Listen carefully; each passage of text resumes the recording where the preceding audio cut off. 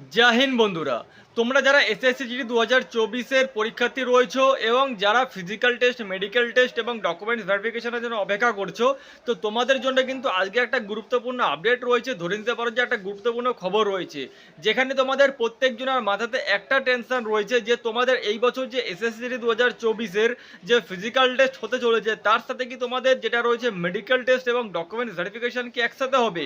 কারণ তোমরা দেখেছো যে সিআরপিএফ টেস্টম্যানের ক্ষেত্রে তোমাদের physical test, documents verification, medical সমস্ত কিছু কিন্তু একসাথেই করে নেওয়া হয়েছে এবং তোমাদের কিন্তু এই বছর যে নোডাল ফোর্স রয়েছে সেটাও কিন্তু তোমাদের সিআরপিএফ রয়েছে।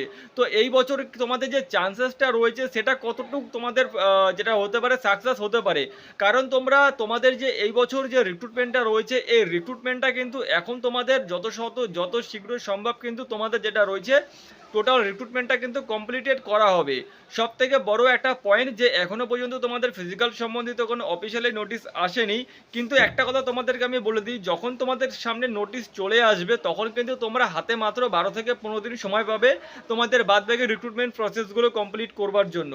তো সেরকম বেসিস করে এখনো পর্যন্ত যারা ফিজিক্যাল টেস্ট ফিজিক্যাল প্র্যাকটিস যারা এখনো পর্যন্ত স্টার্ট করোনি, তো তাদেরকে আমি একটা কথা বলবো, তোমরা তোমাদের ফিজিক্যাল প্র্যাকটিসটা জারি রাখো আর তার সাথে মেডিকেল ফিটনেস এবং তোমাদের ডকুমেন্টস যে ভেরিফিকেশন যে সাবজেক্টটা রয়েছে ডকুমেন্টস লিস্টগুলো তোমরা এখন থেকেই প্রস্তুত করার চেষ্টা করে দাও। কারণ আমি কেন বলছি, তোমাদের কিন্তু এই বছর কিন্তু 99% চান্সেস রয়েছে যেখানে কিন্তু তোমাদের ফিজিক্যাল টেস্ট, মেডিকেল টেস্ট এবং তোমাদের ডকুমেন্টস ভেরিফিকেশন একসাথে হবার, এবং তোমাদের যে মিডলে আরএমই রয়েছে রিমেডিকেল এক্সামিনেশন সেটাও কিন্তু তোমাদের একই সাথে হবারই কিন্তু চান্সেসটা প্রচুর পরিমাণে রয়েছে। এইবার তোমাদের মধ্যে অনেক ক্যান্ডিডেট রয়েছে যাদের হাতের প্রবলেম রয়েছে, পায়ের প্রবলেম রয়েছে, ভ্যারিকোজ ভেইন প্রবলেম রয়েছে, চোখের প্রবলেম রয়েছে, দাঁতের প্রবলেম রয়েছে, আন্ডার পার্টের প্রবলেম রয়েছে, প্রাইভেসি যে প্রবলেম। তো তারা ভাবছো যে তোমরা একবার তোমাদের ফিজিক্যাল টেস্টটা কোয়ালিফাইড করে নাও, তারপর তোমরা তোমাদের এই সমস্ত ট্রিটমেন্টগুলো করবে। তো আমি তোমাদের ক্ষেত্রে বলে দিই, তোমরা কিন্তু সব থেকে বড় ভুল এটা করবে, এই নোটিফিকেশন বেরোনোর পর কিন্তু তোমাদের হাতে ম্যাক্সিমাম তোমাদের হাতে 12 থেকে 15 দিন হাতে কিন্তু তোমাদের সময় থাকবে ফিজিক্যাল টেস্ট এবং তোমাদের মেডিকেল এবং তোমাদের ডকুমেন্ট ভেরিফিকেশন সম্বন্ধিত নিয়ে। তো সেরকম বেসিস করে তোমরা সেরকম সময় নষ্ট না করে, যদি কারোর কোনো রকম প্রবলেম থেকে থাকে, নর্মালি প্রবলেম তো এক্সারসাইজের উপর থেকে তোমাদের ঠিক হয়ে যাবে, হাতের প্রবলেম, পায়ের প্রবলেম, ঠিক আছে, এগুলো তোমাদের নর্মালি এক্সারসাইজের উপর থেকে ঠিক হয়ে যাবে। তো সেই সমস্ত তোমরা ঠিক করে নাও, এবং যাদের প্রাইভেসির প্রবলেম রয়েছে, কারো যদি তোমাদের অস্ত্র থেকে থাকে, তো সেগুলো তোমরা এখন থেকে তার ট্রিটমেন্ট করা শুরু করে দাও।